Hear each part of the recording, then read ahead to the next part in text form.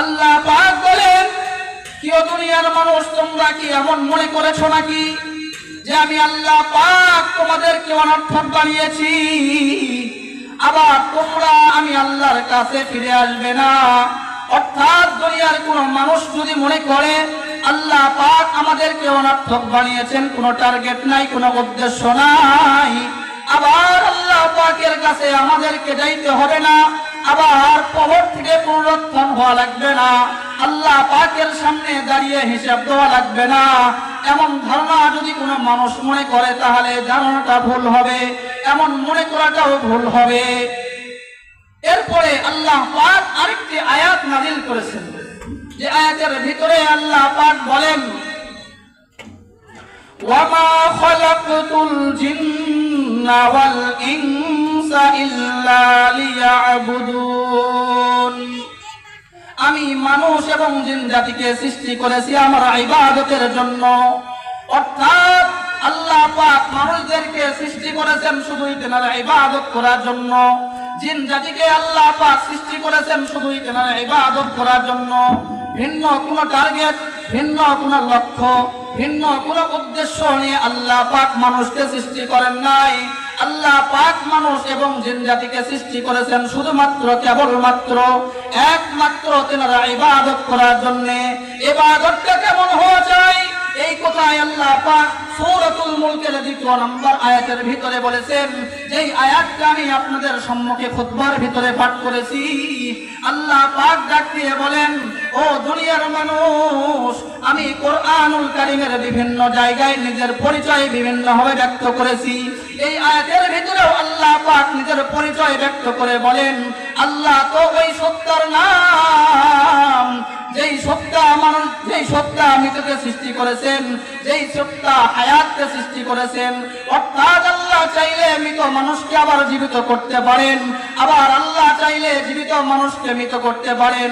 একটাই কারণ, লিয়াবলুয়াকুম আইয়ুকুম আহসানু আমালা, যাতে করে আল্লাহ পাক জানতে পারেন, যাচাই করতে পারেন, নিরীক্ষণ করতে পারেন, নির্ধারণ করতে পারেন এ দুনিয়ার ভিতরে কোন মানুষ ভালো আমল করে।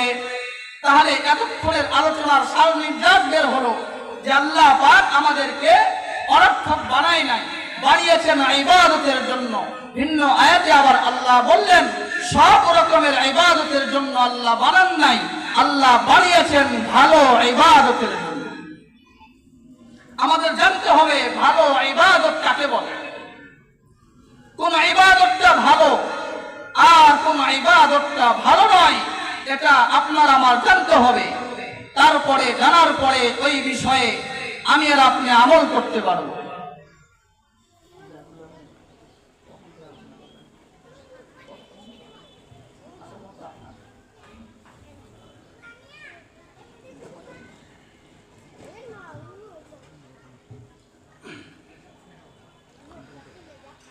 তাহলে আমাদের জানতে হবে ভালো আমল কাকে বলে, কোন আমলটা ভালো আর কোনটা ভালো নয়। এমর্মেই মুসনাদে আহমদ ইবনে হাম্বল হাদিসের কিতাব, এই হাদিসের কিতাবের ভিতরে একটা হাদিস আছে। আবু দাউদ শরীফের মধ্যেও হাদিসটি আছে, হাদিসটি মুসলিম শরীফের মধ্যেও আছে। নবীজি সাল্লাল্লাহু আলাইহি ওয়া আলিহি ওয়াসাল্লামের এক প্রিয় সাহাবী হাদিসটি রিওয়ায়াত করে। নবীজি সাল্লাল্লাহু আলাইহি ওয়া আলিহি ওয়াসাল্লামের প্রিয় সাহাবী হযরত মুআয ইবনে জাবাল রাদিয়াল্লাহু তাআলা আনহু বর্ণনা করেন যে আল্লাহর নবী সাল্লাল্লাহু আলাইহি ওয়াসাল্লাম বর্ণনা করেছেন, যে আমলের ভিতরে 4 গুণ পাওয়া যাবে ওই আমলটা আল্লাহ পাকের কাছে ভালো বলে গণ্য হবে। যে আমলের ভিতরে 4 গুণ পাওয়া যাবে ওই আমলটা আল্লাহ পাকের কাছে আহসান বলে গণ্য হবে। যে আমলের ভিতরে 4 গুণ পাওয়া যাবে ওই আমলটা আল্লাহ পাকের কাছে পছন্দনীয় হবে। যে আমলের ভিতরে এই 4 গুণ পাওয়া যাবে ওই আমলটা আল্লাহ পাক কবুল করবেন। আর যদি কোনো আমলের ভিতরে 4 গুণের সমষ্টি না হয়, 4 গুণ যদি আমলের ভিতরে না পাওয়া যায়, আল্লাহ পাক ওই আমলকে কবুল করবেন না, ওই আমলটা আল্লাহ পছন্দ করবেন না, ওই আমলটা আল্লাহ পাকের কাছে আহসান বলে গ্রহণ হবে না। ওই আল্লাহ পাক ওই আমলের পরিবর্তে মানুষকে পরকালে জান্নাত দিবেন না। কি 4 গুণ? মুআয ইবনে জাবাল রাদিয়াল্লাহু বলেন, 1 নম্বর গুণের নাম হলো ইলম। ভালো আমলের জন্য 4 গুণের প্রয়োজন, তার ভিতরে 1 নম্বর গুণের নাম হলো ইলম। ইলম কি জিনিস? ইলম এটা হলো আল ইলমু, আরবি শব্দ থেকে। আল ইলমু ফার্সিতে তার অনুবাদ করা হয় দানিস্তান, উর্দুতে তার অনুবাদ করা হয় জান্না, বাংলাতে বলা হয় জ্ঞান বা জানা। ইলম কি জিনিস? বিগত শতাব্দীর মুজাদ্দিদুল মিল্লাত হাকিমুল উম্মাত শাহ আশরাফ আলী থানভী ফারুকী রাহমাতুল্লাহি আলাইহি উনি ওনার রচিত কিতাব আল ইলমু ওয়াল উলামার ভিতরে লিখেছেন, इल्म वो है जो गुनाहगार के लिए हासिल नहीं होता और गुनाह करने से जायल हो जाती। इल्म হলো ওই মহামূল্যবান সম্পদের নাম, যেই সম্পদ গুনাহগার বান্দার অন্তরে অর্জন হয় না। আবার কোন ভালো মানুষকে আল্লাহ পাক ইলম দান করেছেন, ওই মানুষ যদি গুনাহ করতে করতে ক্রমান্বয়ে এক সময় বেশি গুনাহ করে ফেলে, আবার ওই মানুষের অন্তর থেকে ইলম জায়েল হয়ে যাবে, ওই মানুষের অন্তর থেকে ইলম বিতাড়িত হয়ে যাবে, ওই মানুষের অন্তর থেকে ইলম বিদায় নিয়ে চলে যাবে। মানে কোন ভালো মানুষকে আল্লাহ ইলম দান করেছেন, এই মানুষটাও যদি ক্রমান্বয়ে গুনাহের দিকে আগায়া যায়, আজ সগীরা গুনাহ, আগামীকাল 2টা সগীরা গুনাহ, তারপরে আবার সগীরা গুনাহ, তারপরে একদিন কবিরা গুনাহ, এমনটা যদি হয় তাহলে ওই মানুষের অন্তর থেকে আল্লাহ পাক ইলমকে উঠায় নেবেন, ইলম উঠায় নেবেন আল্লাহ এমন গুনাহগার বান্দার অন্তর থেকে। হযরত আলী রাদিয়াল্লাহু তাআলা আনহু বর্ণনা করেন যে আল্লাহ পাক আমাদেরকে যেই ভাগ দান করেছেন, এই ভাগ নিয়ে আমরা বড়ই সন্তুষ্ট। আল্লাহ পাক আমাদেরকে ইলমের মতো মহামূল্যবান সম্পদ দান করেছেন, আর আমাদের শত্রু, আমাদের দুশমন, বেঈমান, বিধর্মীদের জন্য আল্লাহ মাল দিয়েছেন। মাল আল্লাহ আমাকে দেন নাই, আল্লাহ মুসলমানদেরকে মাল দেন নাই, আমাদের কোনো আফসোস নাই। আল্লাহ আমাদেরকে ইলম দান করেছেন, আমরা সন্তুষ্ট। এজন্যই হযরত আলী রাদিয়াল্লাহু তাআলা আনহু বর্ণনা করেন, রাদিনা ইসমাতাল জাব্বারি ফিনা লানা ইলমুন ওয়ালিল আ'দাই মালু ফা ইন্নাল মালা ইয়াফনা আন করিব ওয়া ইন্নাল ইলমা ইয়াবকা লা ইয়াজালু। হযরত আলী রাদিয়াল্লাহু তাআলা আনহু বর্ণনা করেন, আল্লাহ পাক আমাদেরকে ইলম দিয়েছেন, ইলম নেই আমরা সন্তুষ্ট। আল্লাহ পাক আমাদেরকে মাল দেন নাই, আমাদের কোনো আফসোস নাই। আল্লাহ পাক বেঈমান, বিধর্মী, ইহুদি, নাসারা, খ্রিস্টান, বৌদ্ধদেরকে মাল দিয়েছেন কিন্তু ইলম দেন নাই। তাদের ভাগ দুনিয়াতে দেখতে বড় মনে হলেও আমরা আফসোস করব না। আল্লাহ পাক আমাদের ইলমের মাধ্যমে হতে পারে পরকালে নাজাতের ব্যবস্থা করে দিবেন। সকলে বলেন সুবহানাল্লাহ। এই হলো ইলম। তার মানে যেই কাজ আমি আর আপনি করতে যাব, এই কাজের ইলম আপনার আমার আগে অর্জন করতে হবে। যদি ওই কাজের ইলম আমি আর আপনি আগে অর্জন না করি, তাহলে কাজ স্বয়ং সম্পূর্ণ হবে না, সুন্দর হবে না। যেমন মনে করেন আমাদের প্রত্যেক দিন একটা ইবাদত আছে, নামাজ। আমরা নামাজ পড়ি, যদি আগে না জানি কেমনে নামাজ পড়তে হয়, তাহলে নামাজটা নামাজের মতো হবে না। এজন্যই মুআয ইবনে জাবাল রাদিয়াল্লাহু তাআলা আনহু বললেন যে আগে ইবাদত করার জন্য আগে ইবাদতের ইলম অর্জন করতে হবে। যেই কাজ আমি আর আপনি করব, ওই কাজের জ্ঞান আগে অর্জন করতে হবে, পরে ওই কাজটা করতে হবে। সহজে বোঝাবার জন্য বলছি, কোন মানুষ যদি জীবনেও বিরিয়ানি পাকায় নাই, বিরিয়ানি রান্না করে নাই, সে যদি বিরিয়ানি রান্না করতে যায় আবার জানে না কেমনে বিরিয়ানি রান্না করতে হয়, তাহলে ওটা বিরিয়ানি হবে না, পান্তা ভাত হবে।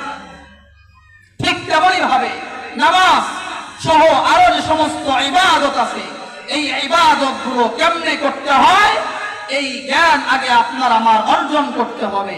যদি অর্জন করি তাহলে ইবাদতটা সুন্দর হবে। আর এই সুন্দর ইবাদতের জন্যই আল্লাহ পাক আমাদের সকলকে, দুনিয়ার সব মানুষকেই আল্লাহ পাক এই সুন্দর ইবাদতের জন্য বানিয়েছে।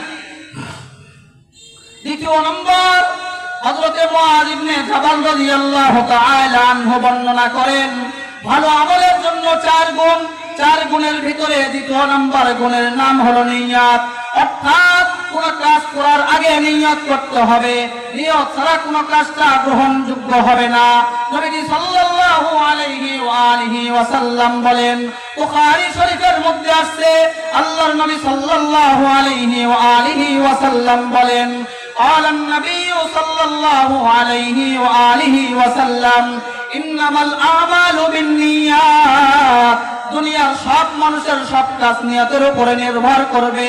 নিয়ত যদি ভালো হয় তাহলে কাজটাও ভালো বলে গণ্য হবে, নিয়ত যদি খারাপ হয় তাহলে কাজটাও খারাপ হয়ে যাবে।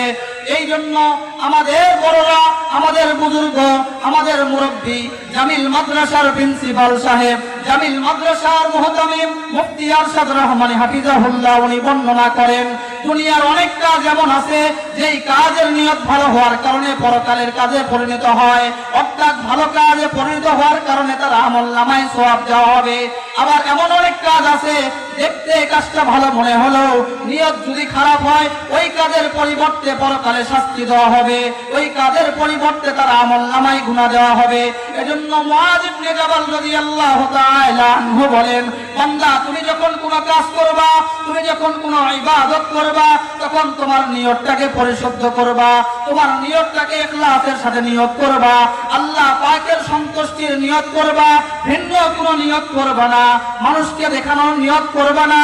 আল্লাহ পাকের সন্তুষ্টির নিয়ত যদি করা হয় তাহলে এই আমলটাও আল্লাহ পাকের কাছে আহসান হবে, এই আমলটাও আল্লাহ পাকের কাছে পছন্দনীয় হবে, এই আমলের পরিবর্তেও আল্লাহ পাক জান্নাত দান করবেন।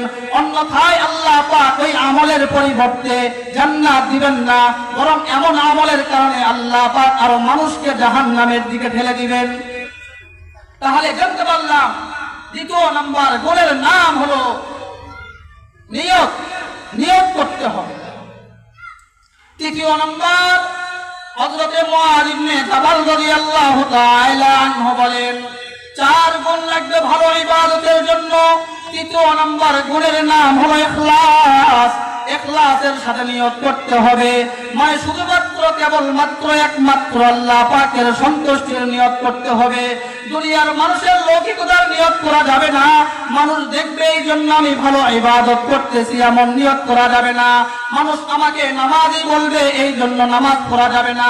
মানুষ আমাকে দানবীর বলবে এই জন্য যাকাত দেওয়া যাবে না।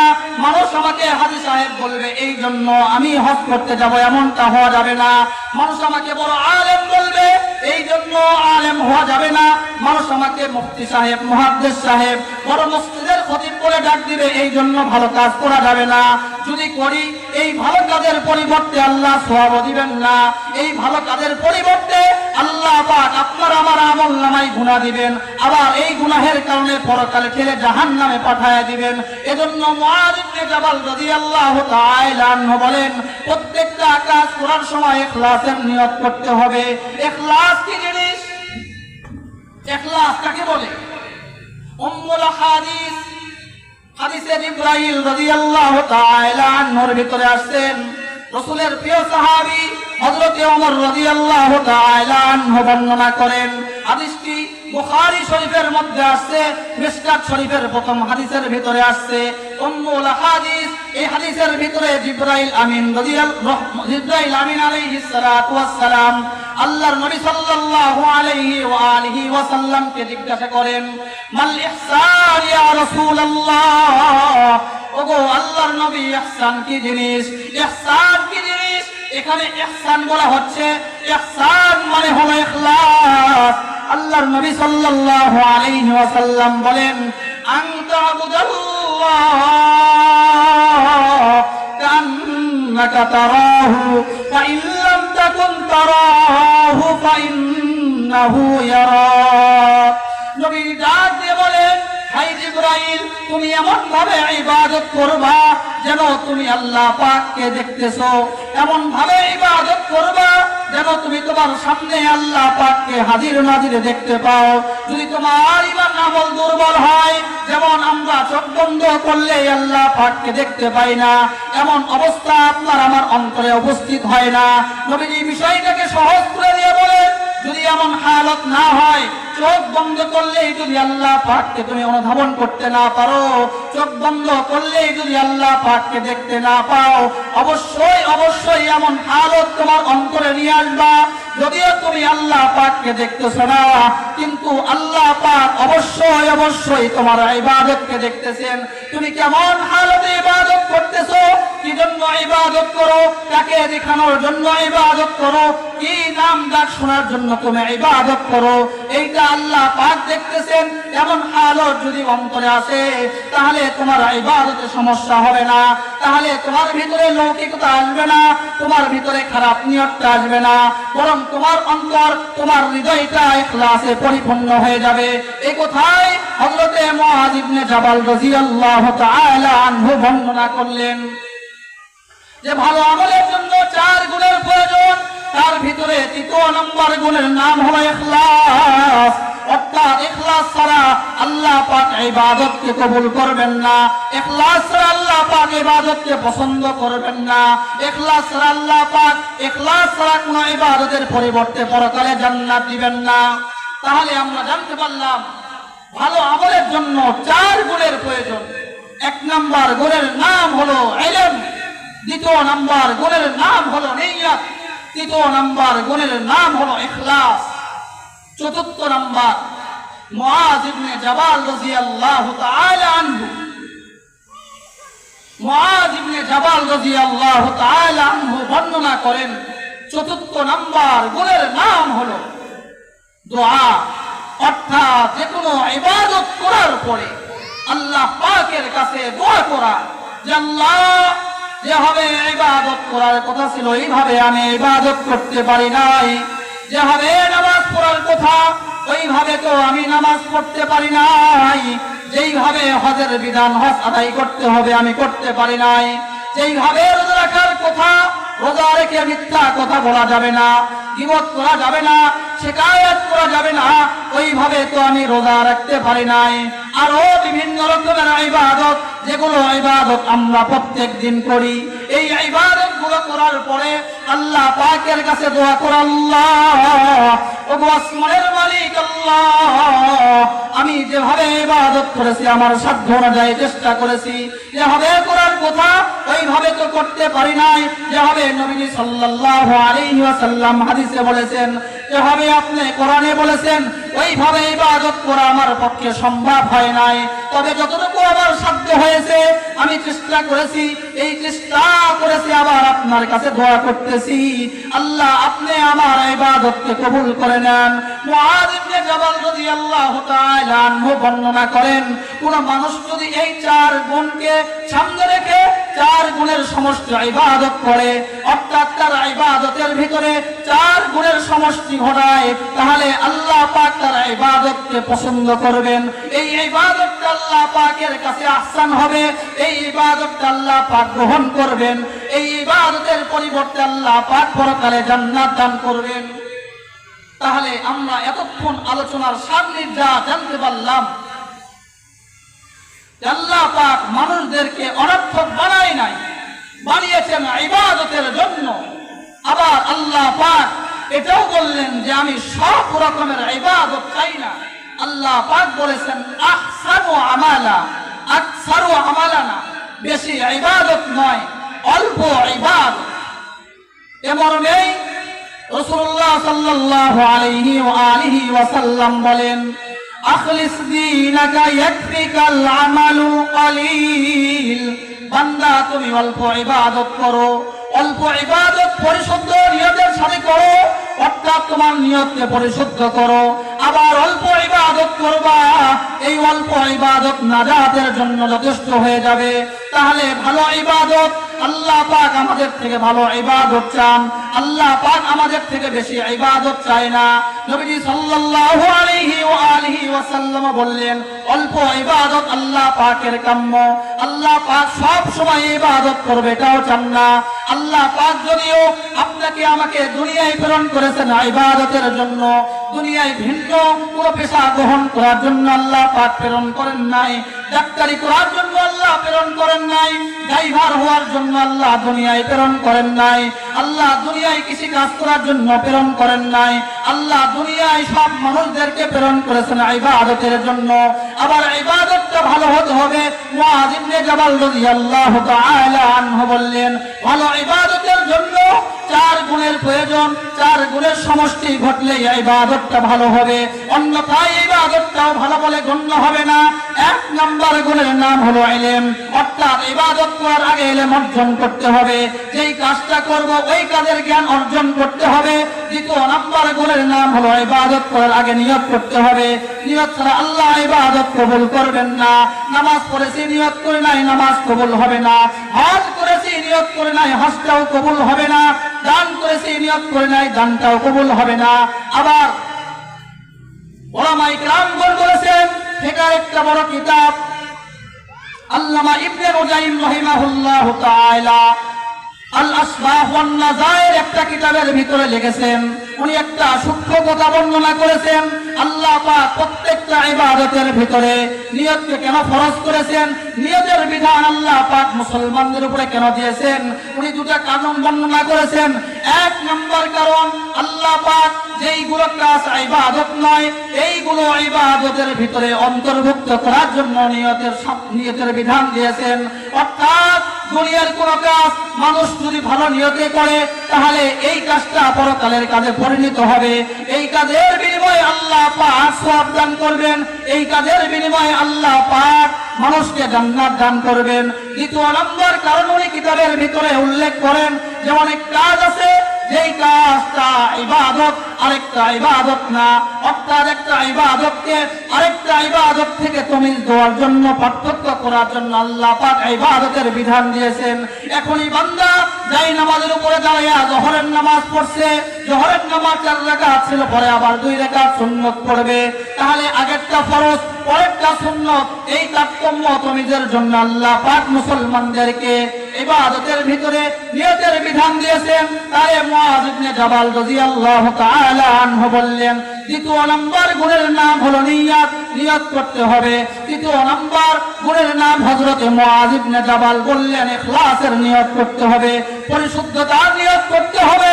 4 নম্বর গুণের কথা মুআয ইবনে জাবাল রাদিয়াল্লাহু তাআলা আনহু বললেন, ইবাদতের পরে আল্লাহ পাকের কাছে দোয়া করতে হবে, আল্লাহ যেইভাবে ইবাদত করার কথা আমি করতে পারি নাই তারপরও আপনি কবুল করে নেন।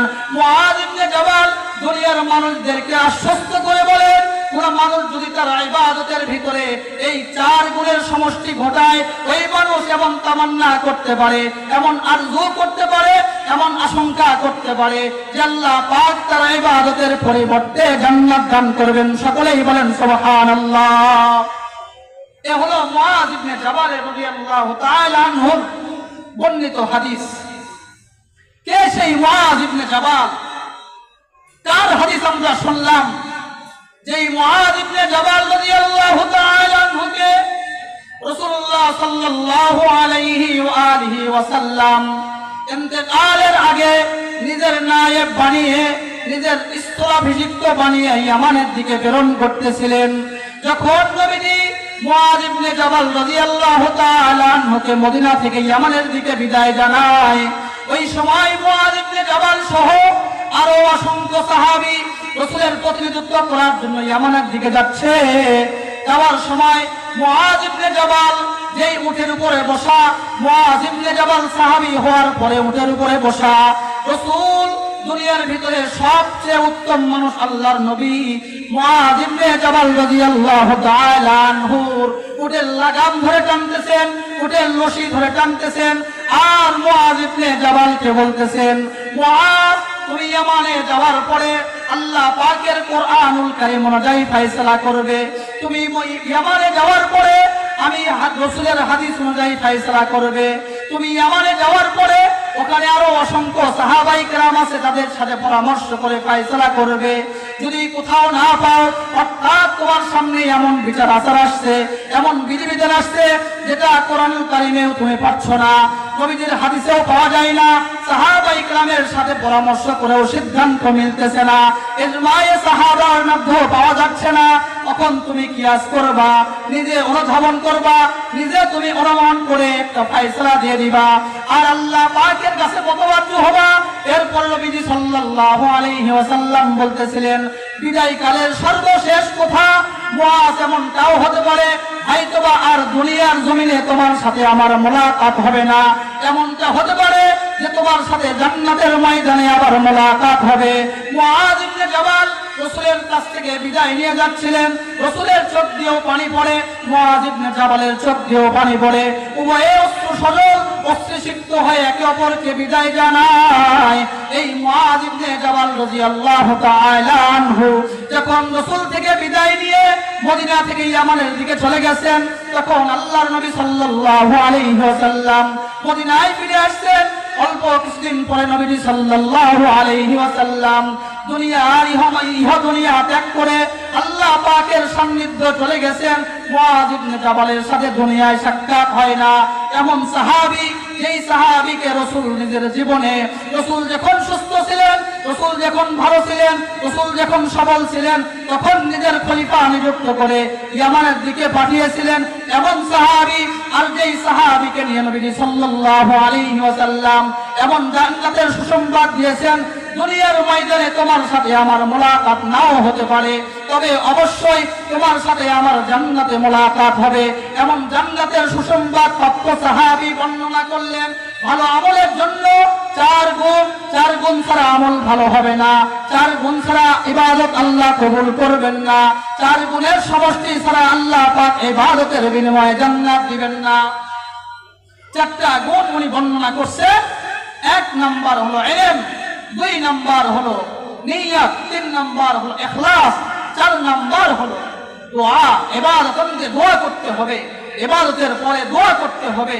আল্লাহ পাক আমাদের সকলকে এই 4 গুণের সমষ্টি ইবাদত করার তৌফিক দান করুক, সকলেই বলেন আমিন। এরপরে যে ইবাদতটা করব,